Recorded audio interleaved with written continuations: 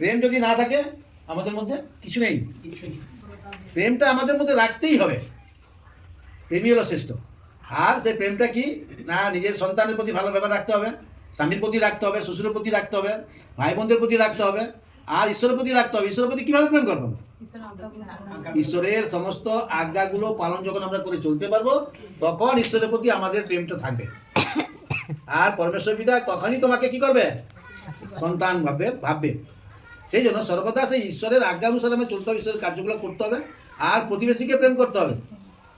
প্রেমটা যদি আমাদের মধ্যে কিছু না থাকে তাহলে কিছুই নেই। আমার অনেক সম্পত্তি আছে, আমি 5,000 লোককে ডেকে খাওয়ালাম। কে খাওয়ালো? স্বপনবাবু বিরাট খাওয়াইছে আমাদেরকে। খাবার সময় সালা বলে গাল দিয়ে যাচ্ছে। হ্যাঁ, খাওয়াচ্ছে না কি? আমি কি বলছি যে আমি এত লোককে খাওয়াইছি, আমি খাওয়াইছি, তাহলে আমার মধ্যে কি এলো? অহংকার।